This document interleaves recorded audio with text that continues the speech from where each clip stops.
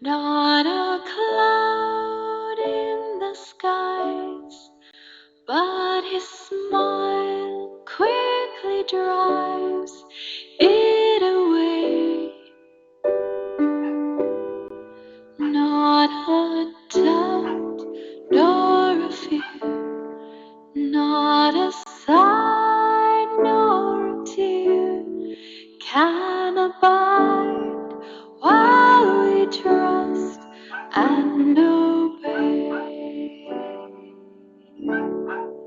Not a burden we bear, not a sorrow we share, but our toil he doth richly repay. Not a grief, nor a loss, not a frown, nor a cross, but is blessed if we trust and obey. Trust and obey, for there's no other way to be happy in Jesus but to trust and obey.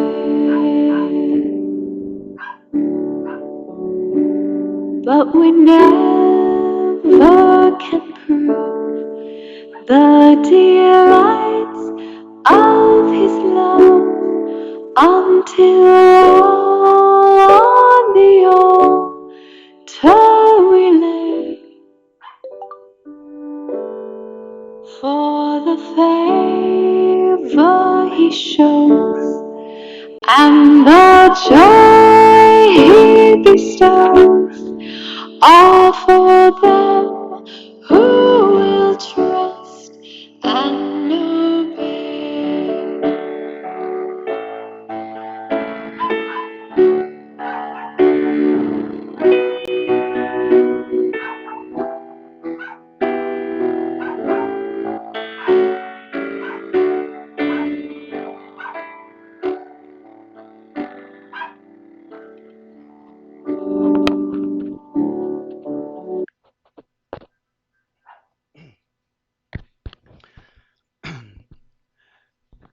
Nasusulat hindi lamang sa tinapay na bubuhay ang tao, kundi sa bawat salita na nanggagaling sa bibig ng Diyos. Kayo po muli ay nakatunghay sa serye ng thematic Sermon of the Bible. At ngayon po ay nasa aklat po tayo ng Deuteronomio. At ito po yung huling aklat ng Torah o the Five Books of Moses. Bago po tayo lumaot sa ating pong pagsamba ngayong umaga sa pakikinig ng kanyang mga salita, ay hilingin natin sa Diyos na samahan tayo ng kanyang banal na spirito. At hilingin natin sa kanya na puspusin tayo ng kanyang espiritu upang maunawaan natin ang mensahe na dadali niya sa atin sa gabing ito. Okay? Dakilang Diyos, maraming salamat po sa iyong muli sa gabing ito, Panginoon. Aming dinadalangin na samahan mo po, Panginoon, ang aming pong pakikinig ng iyong salita. At sa gayon, Panginoon, ay patuloy na mangibabaw sa aming puso, Panginoon, ang kahalagahan at importansya ng iyong mga salita. Inihiling po namin, Panginoon, ang kapuspusan ng iyong banal na spirito mula una hanggang dulo, Panginoon, ay mangusap ka po sa amin, Panginoon. Sa paraang, O Diyos, na ito po ay mauunawa namin sa payak na pamamaraan ng salita mo, O Diyos. Ito po ang aming dalangin sa ngalan ni Kristo Jesus. Amen and amen. Okay, recite po natin ang sumasampalataya. Sumasampalataya ako sa Diyos amang makapangyarihan sa lahat, lumalang ng langit at lupa at kay Jesucristo na anak niya, Panginoon natin na sa hiwaga ng Espiritu Santo, pinanganak ng Birhing Maria, nagdamdam ng hirap sa katulad ni Poncio Pilato, ipinako sa krus, namatay at nilibing sa ikatlong araw at nabuhay sa mga patay, umakyat sa langit at umupo sa kanan ng Diyos Amang makapangyarihan sa lahat. Doon nagmumula na paparito upang humukom sa mga buhay at mga patay. Sinasampalatayanan ko ang Espiritu Santo, ang banal na iglesyang laganap, ang pagkakaisa ng mga banal at kapatawaran ng mga kasalanan, ang kabuhayan ng katawan at ang buhay na wala hanggan. Siya nawa. Ang 10 utos, huwag kang magkakaroon ng ibang Diyos sa harap ko. Huwag kang gagawa para sa iyo ng larawang inanyuan. Huwag mong babanggitin ang pangalan ng Panginoong mong Diyos sa walang kabuluhan. Alalahanin mo ang araw ng Sabat upang ipangilin. Igalang mo ang iyong ama at ang iyong ina. Huwag kang papatay, huwag kang mangangalunya, huwag kang magnanakaw, huwag kang magbibintang sa iyong kapwa. Huwag mong iimbutin ang anumang bagay ng iyong kapwa.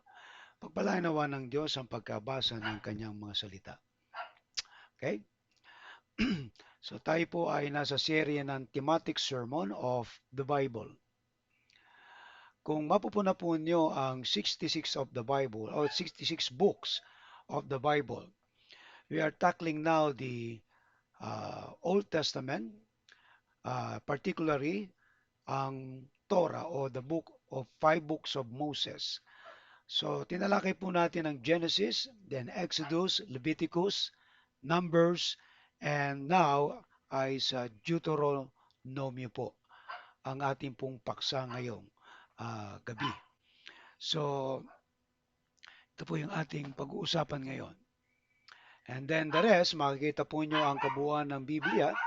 We have history, wisdom, prophets, and sa New Testament, we have gospel, church history, Paul's letters, general letters, and prophecy.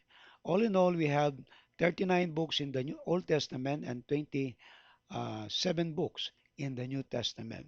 So ito po yung ating pinaniniwala ang inspired, kinasihan, the infallible truth of the Word of God.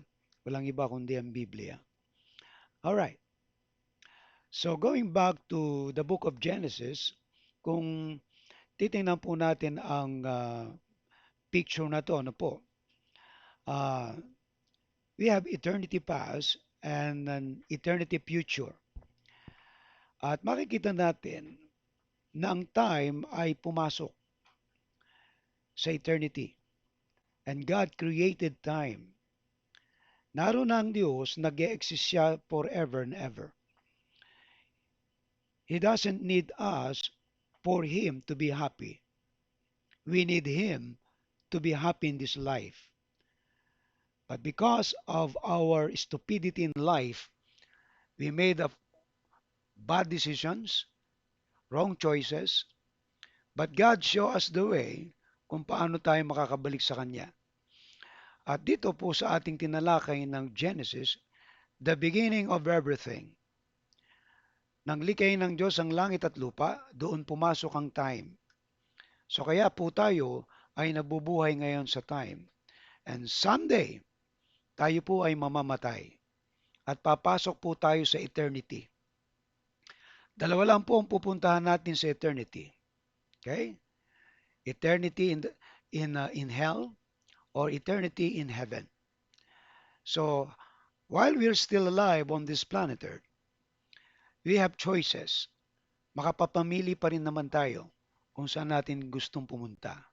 At ang Genesis ay nagtuturo sa atin ng pasimula ng lahat ng bagay. Lahat ay nagsimula sa Diyos sapagkat siya ang lumika ng lahat sa universe. And then, pumasok po ang Exodus, ang aklat ng Exodus. At doon nakita natin na ang Diyos ang nagpalaya sa bayang Israel doon sa Ehipto. At ito ay naglalarawan ng bayang pinili ng Diyos na naalipin sa loob ng more or less 400 years. At after that, dumami sila doon ng mga around 2 million people, and God saved them, delivered them from the bondage of Egypt. At dinala sila sa promised land. So ito yung picture na titingnan natin ng buhay Kristiyano.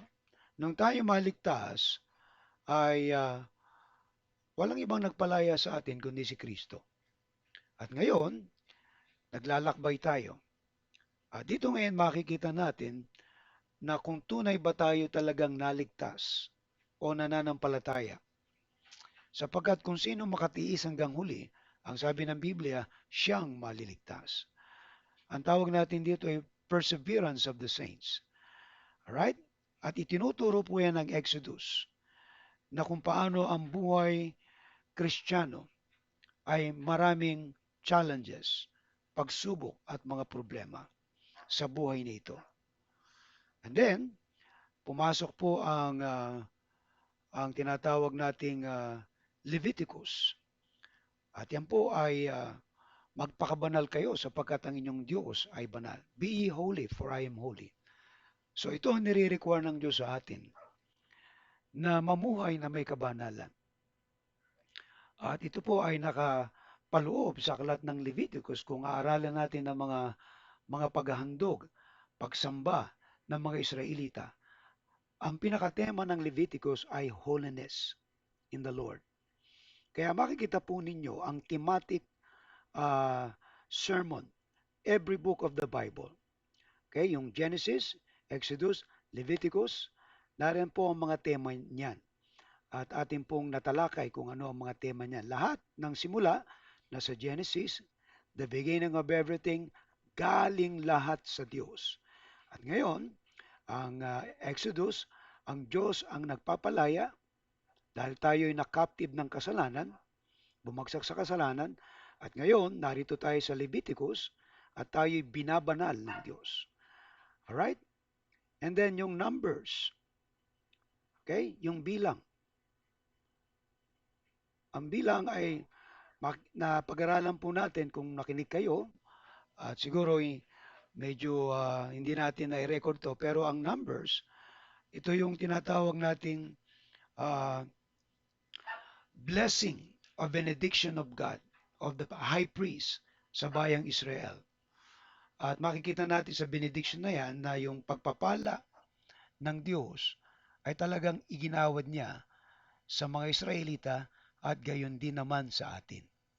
And then yung the last book of the Bible, the last book of Torah, ang Deuteronomio. At ito po ang ating tatalakayin ngayon. At sa talata po na ating natuklasan dyan, okay, makikita po natin ang bilang, o not bilang, kundi Deuteronomio. Okay? Ang sabi po dyan, pakinggan o Israel, ang Panginoon, ang Diyos, ang ating Diyos ay isa. Alright. Okay?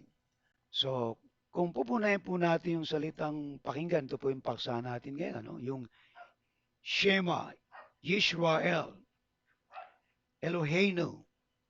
Okay? So, Eloheinu, uh, uh, Yehovah Eloheinu, Echad. So, pakinggan o Israel, ang Panginoon, ang ating Diyos ay isa. Alright? Now, so go back to this verse, ano po?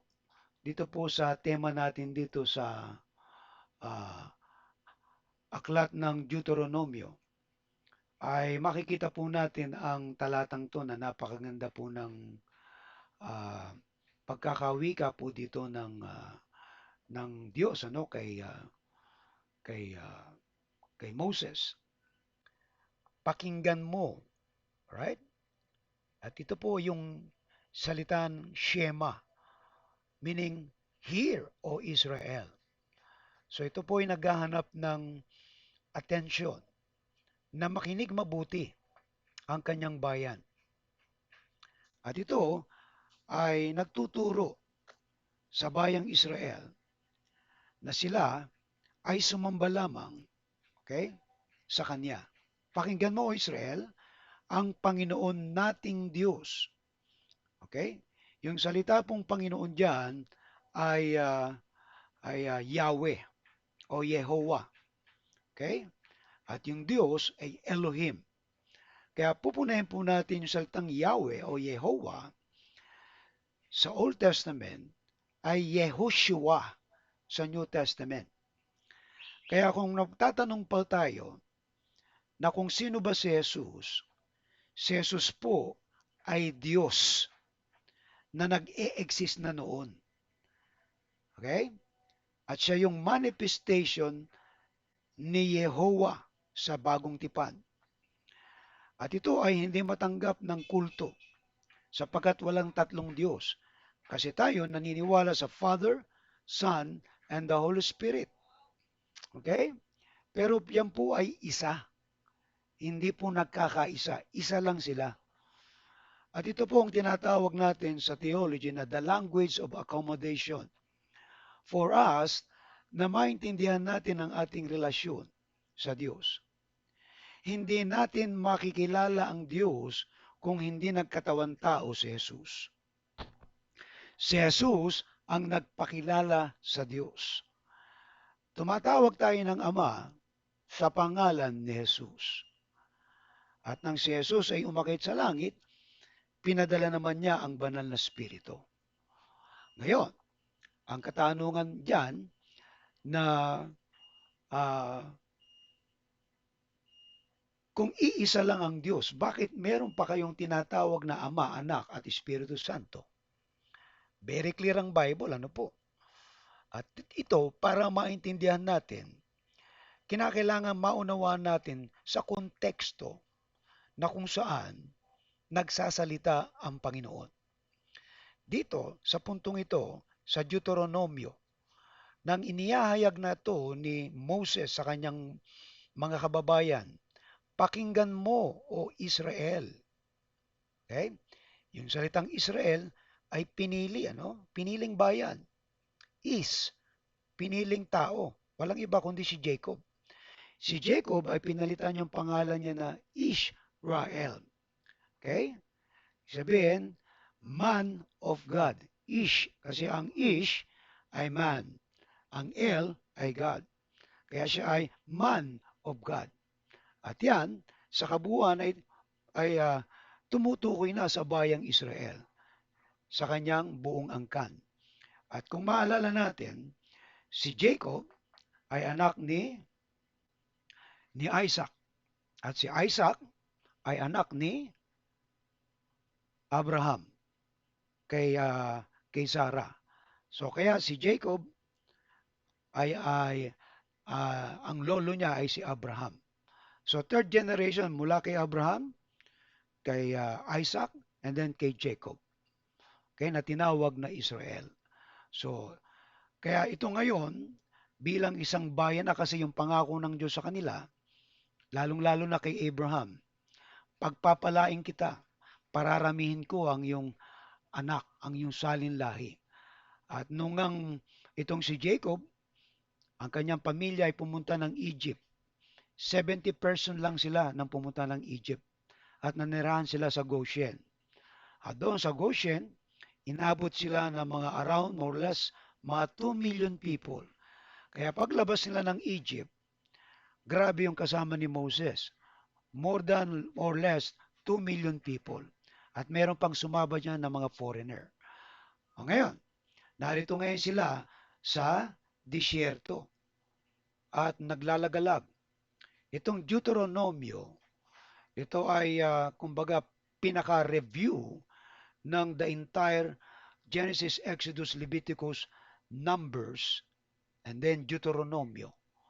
At dito, ang pinaka-tema nito ay ang pakinggan ng bayan ng Diyos, ang Panginoon nating Diyos. Ang Panginoon ay iisa. In other words, iisa lang Diyos ang ating sinasamba, hindi po tatlo. Okay po? At kasi, yan ang binanggit ni Jesus nung magbabaptize ang mga alagad. Bautismohan niyo sila sa pangalan ng Ama, ng Anak, at ng Banal na Espiritu. Pero ang Diyos po ay iisa, hindi po tatlo. At dito po ay hindi maintindihan ng kulto. Kaya hindi nila matanggap na si Jesus ay Diyos. Bakit? Kasi hindi nila naintindihan ang original language of the Bible. That Jesus is the manifestation of Yahweh, Yehovah, And then Yehoshua, the manifestation of Yahweh. Alright? Now, ito po yung tanong pang-analysis natin dito sa talata na ating binasa ngayon. Dito sa aklat na to ng Deuteronomio. Ano po yung kahalagahan ng pakinggan ang utos ng Diyos sa konteksto ng pagiging iisa ng Panginoon? Ipinapakita nito ang pagsamba at pagtalima sa iisang Diyos. Kung babalikan niyo po ang kasaysayan, ano po? Si Abraham ay galing sa Ur of the Chaldees at siya ay tinawag ng Diyos mula doon. At doon sa Ur of the Chaldees, maraming Diyos-Diyosan. At isa si Abraham na nakapag-decide na maniwala na meron lamang iisang Diyos. Iisa lang ang Diyos. At ito ay talagang uh, ikinredit sa kanya because Abraham believed God and it is credited unto him as righteousness. Kaya po yung pananampalataya ni Abraham, kung titingnan natin, ano po, ay yung kahalagahan ng pakinggan ng utos ng Diyos na ang Panginoon ay iisa lang. Na kinakailangan ng pagsamba ng bayang Israel ay sa iisa lamang Diyos. Wala na ibang Diyos na pwede silang sambahin. At isa lang Diyos ang kanilang susundin. Kaya napakalinaw ng paalalang ito ng Deuteronomio na hindi natin pwedeng sambahin ang Diyos sa anumang representation na ginawa ng tao. Kaya itong salitang YHWH, wala pong vowel siyan. Hindi nila ma-pronounce kasi napakabanal po ng pangalang Yehovah o Yahweh. Yehoshua. Yehovah na naging Yehoshua. Kaya hindi po tayo mako-confuse kung sino ba si Jesus. Si Jesus ay Diyos na nagkatawang tao. Okay? Hindi po siya tao na naging Diyos. Siya po'y Diyos na nagkatawang tao. Amen po.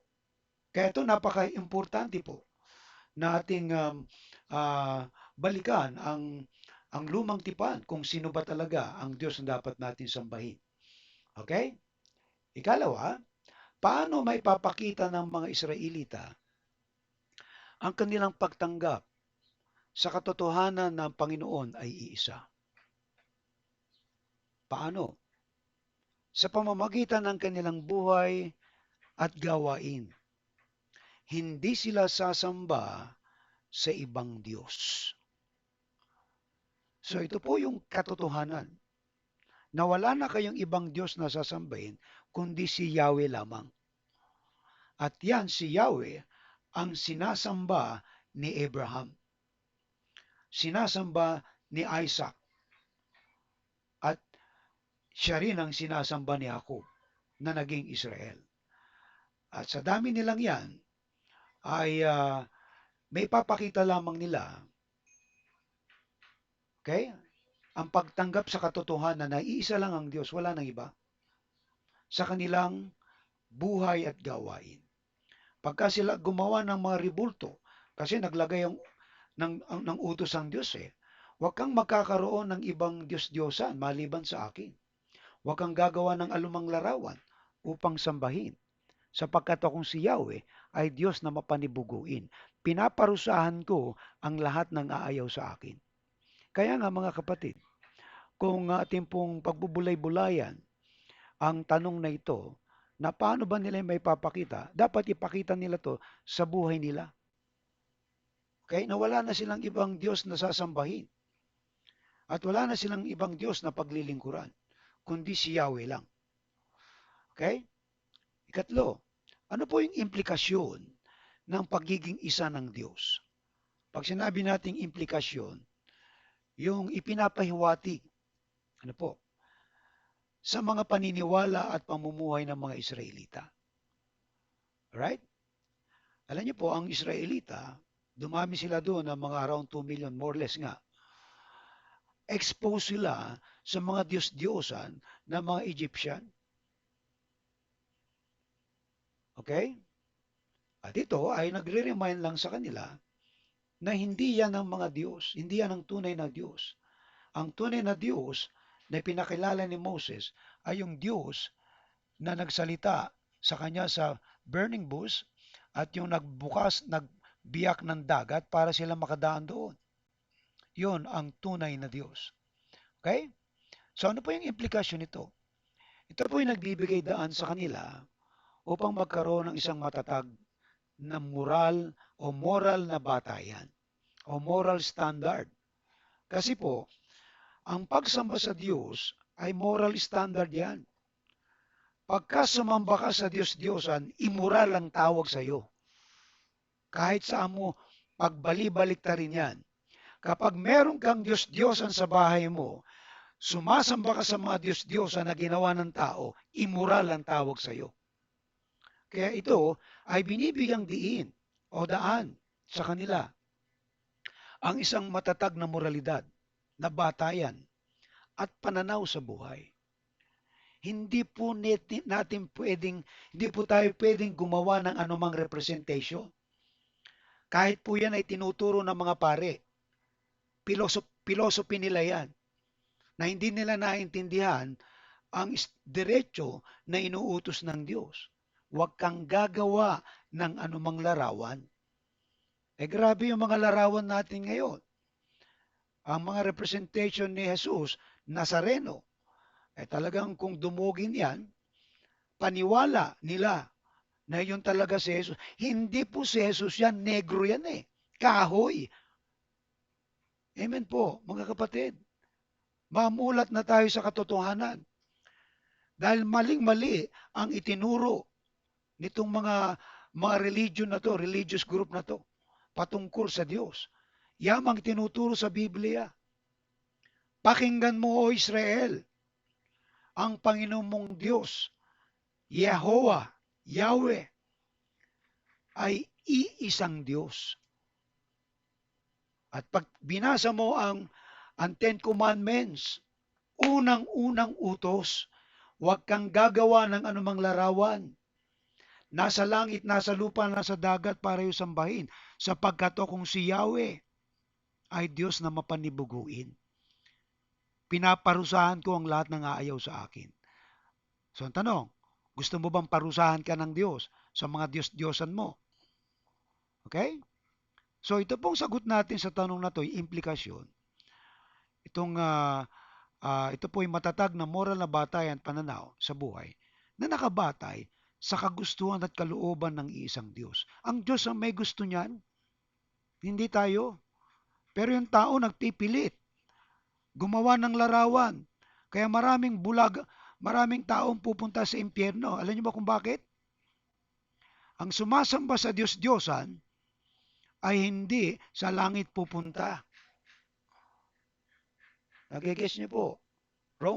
The book of Romans, sinabi yan. Walang immoral, walang sumasamba sa Diyos-Diyosan na pupunta sa langit. Amen po. Kasi mali po yan. Kaya kahit saan kayo magpaikot-ikot sa Biblia, hindi po tinuturo ng Bible ang pagsamba sa Diyos-Diyosan. Kahit pa sabihin yung si Jesus yan, hindi po si Jesus yan. Alright? Dahil si Jesus ay mas malahigit pa dyan. Alright. Now, last na po ito do. Paano nagtutulungan ang pananampalataya sa isang Diyos at ang pakinggan ng kanyang mga utos? Ibig sabihin, paano po nagkukolaborate to, no? Yung pananampalataya at saka yung pakinggan ang kanyang mga utos. Ito po ay may collaboration eh. Yung pananampalataya at pakinggan mo ang Diyos, humuhubog po ito sa banal na pamumuhay. Hinuhubog ka nito para mamuhay ka na may kabanalan. Okay? Yung pong totoong nabubuhay na may kabanalan ay nakikinig sa salita ng Diyos. Pag hindi mo pinakinggan yung salita ng Diyos at ang pinakinggan mo yung filosofiya ng tao, hindi ka mabubuhay na may kabanalan sa harapan ng Diyos niyan. Isusuka ka ng Diyos. Sapagkat ang Diyos ay banal. Ang hinahanap ng Diyos ay kabanalan sa mga mananamba. Kaya nga grabe po ito pagka naunawaan po ninyo na yung pananampalataya at pakikinig sa iisang Diyos, hinuhubog po nito tayo para sa banal na pamumuhay. At yan dapat na maging pamumuhay ng bayang Israel. Pero, nung nga sila ay nakarating na sa promised land, ayun, naging suwail na sila. Gumaya sila dun sa mga bansa na may mga Diyos-Diyosan. Kaya lagi po silang sinasakop ng kaaway at pinaparusahan ng Diyos dahil ipinagpalit nila ang tunay na Diyos na nagpalaya sa kanila mula sa pagkaalipin. Amen. Okay? Budin po natin ang talatang to. No? Maikli lamang tong talatang to pero grabe po ang laman nito. Number 1, ang pakikinig at pagsunod sa mga utos ng Diyos sa konteksto ng pagiging isa ng Panginoon ay mahalaga sa pagsamba at debosyon sa iisang Diyos. Kalawa, pinatunayan ng mga Israelita ang kanilang pagtanggap sa katotohanan na ang Panginoon ay iisa sa pamamagitan ng kanilang mga kilos at pamumuhay na iwasan ang pagsamba sa ibang mga Diyos. Katlo, ang pagiging isa ng Diyos ay nagbibigay ng matibay na moral na pundasyon at pananaw sa mundo, batay sa mga hangarin at kalooban ng iisang Diyos.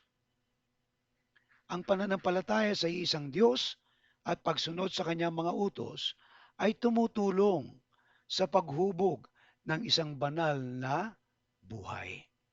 Kaya, kung tayo po'y sumasamba sa isang Diyos at ang Diyos na yan ay pangalan ay Yahweh at nagkatawan tao si Yahweh, si Yehoshua, si Jesus, siya lang po ang ating sasambahin. Wala nang iba. Ano po yung natutunan natin aral dito sa talatang to? Ang pakikinig at pagsunod sa mga utos ng Diyos sa konteksto ng pagiging isa ng Panginoon ay napakahalaga sa ating buhay. Tandaan niyo po ito ha. Maaring ikaw ay maging reliyosong tao, palasimba, pero hindi ka nakikinig at sumusunod sa utos ng Diyos, magkakaroon ka ng problema. At kung patuloy ka pa rin sumasamba sa mga Diyos-Diyosan, magkakaroon ka pa rin ng problema sapagkat hindi ka talaga nakikinig kung anong sinasabi na utos ng Diyos sa iyo. Basahin mo na lamang yung Ten Commandments. Okay? Napakalinaw. Ngayon, kung dinig mo yan at nabasa mo at ayaw mo pa rin makinig, wala na tayong magagawa dyan. Ibig lamang sabihin yan, talagang hindi ka pinili ng Diyos. Ikaw ang pumili sa sarili mo kung ano ang pupuntahan mo. Okay? Now, lagyan po natin ng tema to. Ano po? Ang pakikinig at pagsunod sa mga utos ng Diyos ay napakahalaga. Mga kaibigan at mga kapatid, kayo pong nakikinig ngayon, pakikinig lang ang hinihingi ng Diyos sa atin. Wala nang iba. Dahil kung nakinig ka, susundin mo yan. Magkakibat yan eh. Nakinig ka pero hindi mo sinunod, may problema ka. Pero yung pakikinig at pagsunod sa mga utos ng Diyos ay napakahalaga para sa atin. Okay? Now, ano po yung kahalagahan ng pakikinig at pagsunod sa Diyos? Are you ready? So, bibilisan ko po ito kasi ang oras natin ay napakabilis. Ano po? Okay, ano po yung kahalagahan nito? Bakit ba ito'y napakahalaga? Itong pakikinig at pagsunod. Okay, paano pastor kung hindi na makadinig? Wala namang dahilan. Ano? Lahat merong solusyon. Yung mga bingi nga eh. Okay? Sign language ang ginagamit dyan. Kung bulag naman, mga braille. So wala nang dahilan para hindi makapakinig ng salita ng Diyos ang tao. Kasi lahat ng paraan, lahat ng avenue ay ibinigay ng Diyos bilang biyaya niya para maunawaan natin ang kanyang mga salita. Okay? Are you ready? Number one, makabuluhang pamumuhay. Napakahalaga nito. Okay? Na magkaroon tayo ng makabuluhang pamumuhay kung tayo nakikinig at sumusunod. Tanong, ano po yung makabuluhang pamumuhay? Ito po yung pamumuhay na may layunin. Amen. Okay? Ang layunin ay yung kilalanin mo ang Diyos. Paano makikilala ang Diyos kung hindi mo kilala si Kristo? Kaya nga sinasabi ni Jesus ako ang daan, katotohanan at ang buhay. Walang makapaparoon sa Ama kundi sa pamamagitan ko. Paano mo makikilala ang Diyos kung hindi mo makikilala si Jesus? So ang simula ng pagkakilala sa Diyos ay yung pagkakilala mo kay Jesus. Kasi si Jesus ay the true manifestation of God because He is the God Himself in the form of man. So, nagiging makabuluhan ang buhay mo kapag nakilala mo ang Diyos. Kaya kailangan mong kilalanin ng Diyos. Pag nakilala mo siya, nalalaman mo na ngayon layunin mo. Ikalawa, yung sumamba sa Diyos. Ito yung pinaka-chief end. Okay? To glorify God and to enjoy Him forever. Pero paano mo luluwalhatian ng Diyos kung hindi ka sumasamba sa Kanya? Dahil isa lang ang Diyos ang dapat nating sambahin. Wala nang iba. At ang Diyos ay deserve na sambahin siya. Bakit? Kasi siyang lumalang ng lahat na nasa universe. Itong time natin, siyang naglikha niyan para sa atin. Mga kapatid at mga kaibigan, mabubuhay lamang tayo na mga 70-80 taon dito sa mundo. Ang iba sa inyo malapit nang mamatay. Pag hindi ka pa nakasamba sa Diyos, ano na mangyayari sa buhay mo? Walang kabuluhan ang buhay mo sa mundo kapag hindi ka natutong sumamba sa Diyos. At ikatlo, yung maglingkod sa Diyos. Alright? So paano ba tayo maglilingkod sa Diyos? Ang paglilingkod natin sa Diyos, maraming anggulo eh. Yung pagsimba mo ng linggo, isang uri lang ng paglilingkod sa Diyos yan.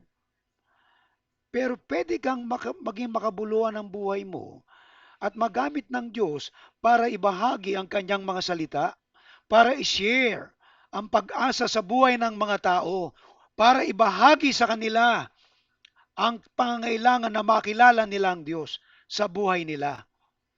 Kaya nga mga kapatid, napakahalaga na makita po natin, okay, ng kabuluhan ng pamumuhay may layunin. Okay? Tandaan natin, ano po, ang makabuluhang pamumuhay ay may layunin. Kung hindi makabuluhan ng buhay mo, walang layunin ito. Ano ka, nabubuhay lamang na parang tungaw, parang usok? Narito ka lang para kumain, magtrabaho, maghanap buhay, magpakasaya? Dahil kung walang layunin ito, hindi mo nakilala ang Diyos, hindi ka sumasamba, at hindi ka naglilingkod, walang kwenta ang buhay na yan. Walang kabuluhan. Kaya nga sabi ni Solomon, alalahanin mo sa iyong kabataan ang iyong manlilikha. Habang malakas ka pa, magsumamba ka sa Kanya, paglingkuran mo siya. Mga kapatid, maraming tao ang hindi nakakakilala sa Diyos, nakauunawa ng pagsamba sa Diyos. Maraming tao ang hindi naglilingkod sa Diyos. May mga tao ngang nakakilala sa Diyos, naglilingkod sila sa simbahan hindi para sa Panginoon, kundi para sa kanilang mga sarili.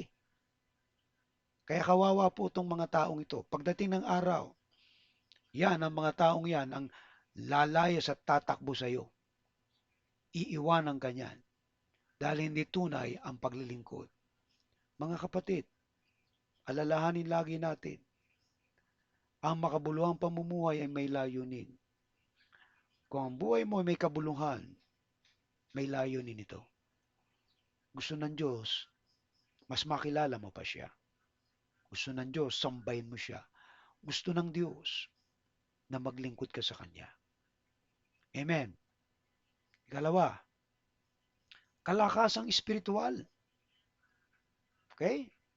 Ito po yung ano, ito po yung ah, bunga ano po ng pagkakilala no sa iisang Diyos.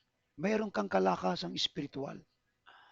Ano po yung ibinibigay ng kalakasang espiritual sa atin? Pagka malakas ang espiritu mo, ibig sabihin ang pananampalataya mo ay talagang mature, mataas. Ito po yung devotion mo sa Diyos.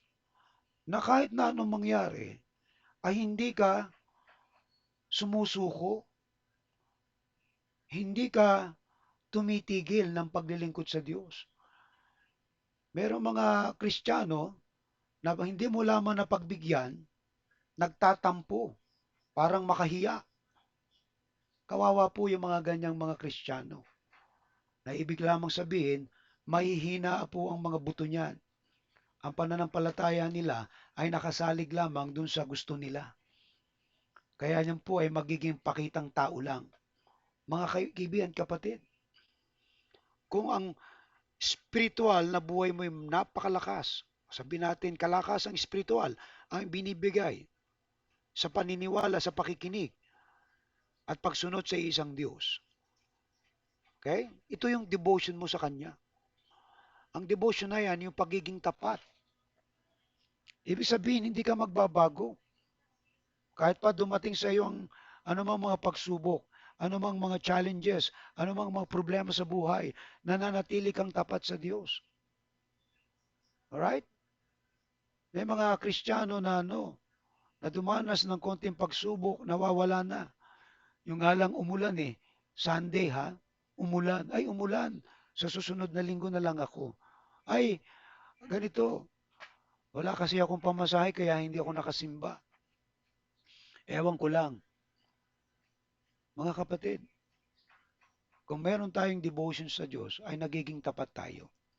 Ikalawa, yung pagiging masunurin. Sumusunod tayo kung anong utos ng Diyos. Hindi yung anong nararamdaman ng puso natin. Pagka nararamdaman mo parang ikaw hindi maganda ang templado mo, tsaka na lang ako sasamba sa Diyos. Tsaka na lang ako maglilingkod sa Diyos. So hindi tayo nagiging masunurin yan. At ikatlo, yung pagiging mapagpakumbaba.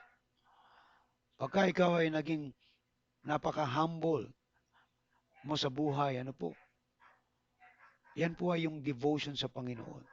Kasi pagka humble ka, ay talagang pinapahintulot mo sa Diyos ang lahat. Mga kapatid, ang devotion natin sa Diyos, kamusta na? Tayo ba ay nagiging tapat? Tayo ba ay nagiging masunurin? Tayo ba ay nagiging mapagpakumbaba? Merong espiritual na kalakasan ang pakikinig at pagsunod. Napakahalaga po nito. Pagka tayo'y nakikinig, eh, marami sa inyo hindi nakikinig. Maaring nag-on lang kayo, tapos iniwanan nyo na ako dito sa ere. Ay wala kang matututunan yan. Paano ka susunod? Naintindihan po mga kapatid? Alam ng Diyos yan kung sino nakikinig at kung sinong sumusunod. Huwag tayong maglokohan. Kung kayo nakikinig, nariyan kayo, ipinamumuhay nyo ang nadinig nyo. Amen po. Alright? Tandaan natin, devotion sa Diyos, ang bunga ng kalakasang espiritual. So yung pagiging devotion mo, yung kanyang katapatan mo, yung iyong pagiging masunurin, mapagpakumbaba, yan ang nagbibigay ng kalakasang espiritual. Amen po. Ano yan? Magkaduksong lang yan eh. Kalakasang espiritual. devotion mo sa Diyos. Ito na yun. Okay? Na ah, ipinamumuhay mo sa iyong buhay. Yung maging tapat ka sa Kanya. Okay? Number 3, ano pa yung bunga ng pakikinig at pagsunod? Masayang buhay. Okay? So ano po ba yung masayang buhay, Pastor? Yung ba yung tawa ng tawa? Hindi po. Ang masayang buhay, kasama ang Diyos sa buhay mo. Dumating man ang mga pagsubok sa buhay mo, nawalan ka man ng pera, nawalan ka ng mga kaibigan, nawalan ka ng asawa, nawalan ka ng anak, nawalan ka ng hanap buhay, masaya ang buhay mo kung kasama mo ang Diyos. Kasi sa panahong yan, sinusubok ka ng Diyos, doon mo makikita ngayon kung sino ang pinagtitiwalaan mo, kung sino ang inaasahan mo. Mga kapatid, nang si Abraham ay subukin ng Diyos, pangako ng Diyos sa kanya, pararamihin ko ang lahi mo. Binigyan nga siya ng isang anak nung matanda na siya. Tapos hinamon siya ng Diyos. Ibigay mo sa aking anak mo, ihandog mo. Sumunod ba si Abraham? Yes. Masaya siyang sumunod. Kasi ang Diyos ang nagbigay. Ang Diyos din ang pwedeng bumawi niya. Pero doon nasubok ang katapatan ni Abraham. Kaya yung pangako ng Diyos sa kanya, tinupad niya at tinutupad niya. Kaya yung mga Hudyo, pinagpala yan ng Diyos na dahil anak ni Abraham yan. Pero tayo ay anak din ni Abraham sa pananampalataya. Dahil tayo, kung paano si Abraham nanampalataya sa Diyos, ganun din tayo nananampalataya sa Diyos. Abraham believed God, Elohim. And we believe also God in Jesus' name. Because Yehovah is Elohim at Yehoshua ay Elohim, Diyos. Alright? So ano ba yung masayang buhay? Yung kasama ang Diyos ang masayang buhay. Kasama ang Diyos, nasa iyo ang presensya ng Diyos. Eh grabe yan, pagka ang presensya ng Diyos ay nasa buhay mo, kahit kasama pumunta, walang pwedeng kumanti sa iyo, hindi ka pwedeng galawin ng dyablo. Kasi ang Diyos kasama mo. Kaya kung sino man tao, nagnanais kang pabagsakin, makita mo silang babagsak. May mga tao na gusto kang i-manipulate. Makita mo, sila magkakaproblema sa buhay nila. Mga kapatid, kasama ba natin ng Diyos? Nasa iyo ba ang presensya ng Diyos? Kasi kung ang presensya ng Diyos ay nasa iyo, ay alam mo kung saan ka pupunta pag linggo. Amen. Alam nga, naroon ka sa sabungan, naroon ka sa inuman, laklakan, naroon ka sa party, alam mong linggo, sasamba ka. Eh, nangangahulugan lamang yung presensya ng Diyos ay wala sa iyo. Kasi kung ang presensya ng Diyos nasa iyo, kung anong utos ng Diyos, yun ang sinusunod mo. Iginagala mo ang araw ng pamamahinga o Sabat. Amen. Ikalawa, kasama ang Diyos, nasa puso mo ang salita ng Diyos. Kaya yung salita ng Diyos na nasa puso mo, hindi nahihiwalay yan eh. Alright? Hindi naalis sa iyo yan. Kaya yan ang patuloy na nag-remind through the Holy Spirit, nire-remind sa iyo yung salita ng Diyos.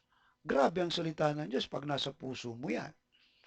Ibig sabihin, yung treasure na daladala mo sa puso mo, habang buhay mong dadalingan hanggang kamatayan. At yan, pag ang salita ng Diyos sa iyo, pinaniwalaan mo at pinamuhay mo, talagang hindi kabibitawan ng Diyos kahit saan ka pumunta. Kasi naniniwala ka sa Kanya eh. Nagtitiwala ka sa Kanya. Siya ang iyong pinaniniwalaan. Amen? Ikatlo, nangungusap sa iyo ang Diyos.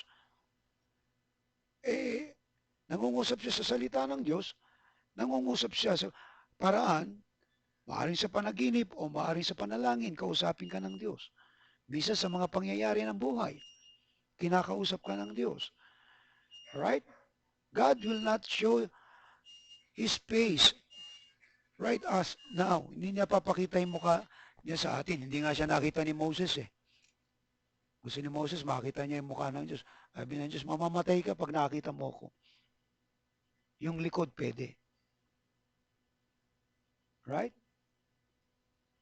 At yun, nagpapatunay lamang talagang pagka ang Diyos ay nasa iyo, yung presensya niya, talagang mararanasan mo sa buhay mo. Amen po, mga kapatid? Okay? So, kinakausap tayo sa panalangin. Yung salita niya, kinakailangan natin magbasa ng Bible eh. Okay? At kinakailangan nating sumamba. Kinakailangan nating manalangin kasi yan ang ingredients.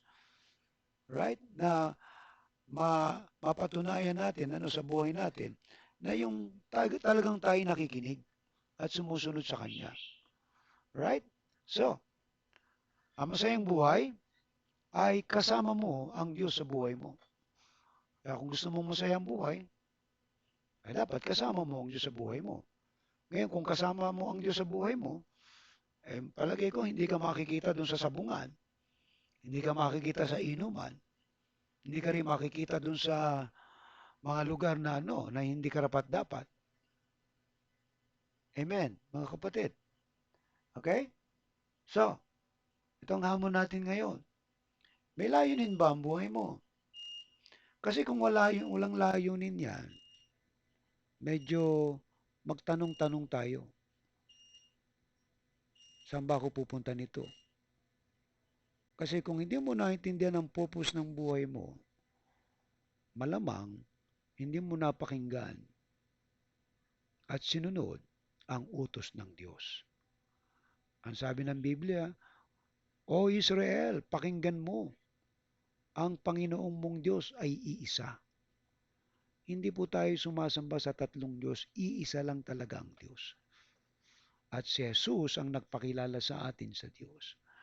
Kaya nalilito po yung mga tao. Hindi nila maunawaan. Paano nangyari yun? Bakit may imposible ba sa Diyos? Kalawa, deboto ka ba sa Diyos? O deboto sa Nazareno? Mga kapatid, hindi yan ang paraan ng devotion. Deboto ka dun sa santo. Deboto ka dun sa rebulto. Hindi yan ang devotion dyan. Yung devotion mo sa Diyos, ibig sabihin nakikinig ka, sumusunod dun sa utos niya. Kahit ka deboto kay Nazareno at hindi mo pinapakinggan sinusunod ang utos niya, ang tawag diyan, false devotion, fake devotion. Kaya ang sabi niyan, pupunta ka pa rin sa impyerno niyan. Bakit? Walang sumasamba sa Diyos-Diyosan, okay, ang pupunta sa langit. Lahat ng sumasamba sa Diyos-Diyosan, kandidato papuntang impyerno. Kaya nga po hindi tayo pinasasamba ng Diyos sa mga Diyos-Diyosan eh.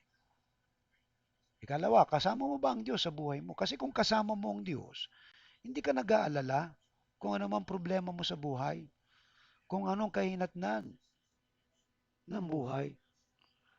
Dahil kasama mo ang Diyos eh. Amen? So yan ang challenge po natin ngayong gabi. Alright? So tandaan natin, napakahalaga ng pakikinig at pagsunod sa utos ng Diyos.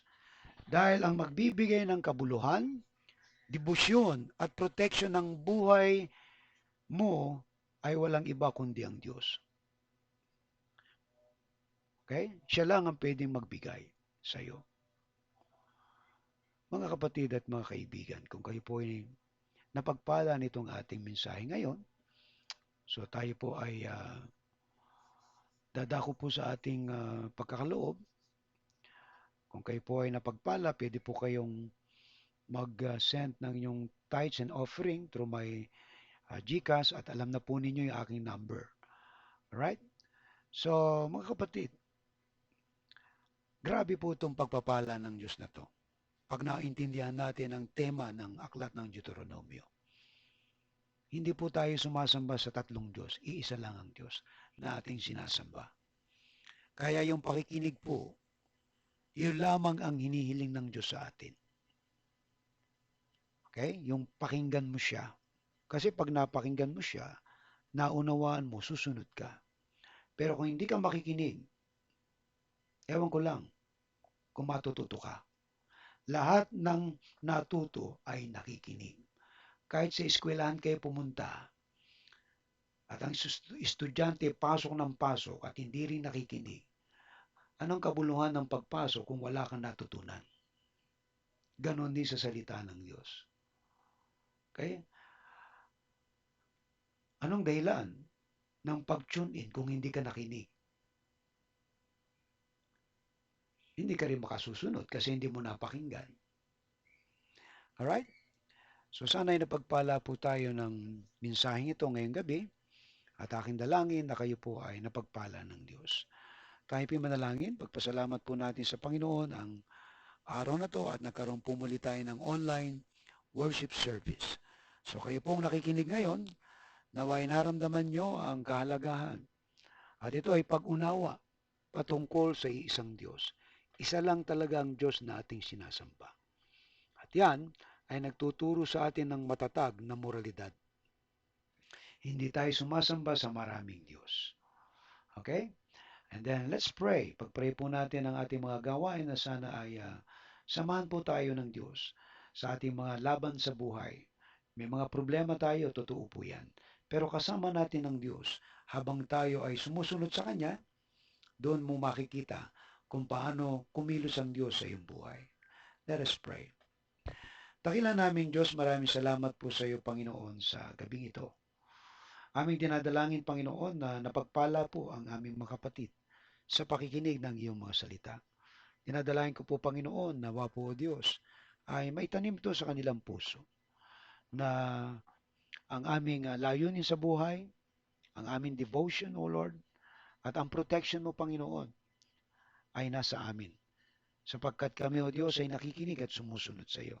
Kaya, Panginoon, kami po ay patuloy na maglilingkod sa iyo. Dinadalain ko po, Lord God, na bless mo po ang mga magkakaloob, Panginoon, sa pangalan ni Jesus. Aking dinadalangin, O Diyos, na ikaw po magpapala sa buhay ng bawat isa na nakikinig. In Jesus' name, Amen. Okay, awitin po natin ang pangwakas na panalangin at bendisyon. Praise God from whom all blessings flow.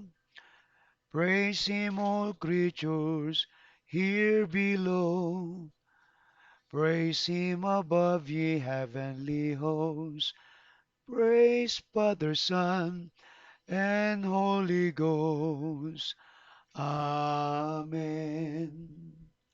Pagpalain ka nawa at ingatan ni Yahweh, kahabagan ka nawa at subaybayan ni Yahweh, lingapin ka nawa at bigyan ng kapayapaan ni Yahweh. Tatlo pong amen. Amen. Amen.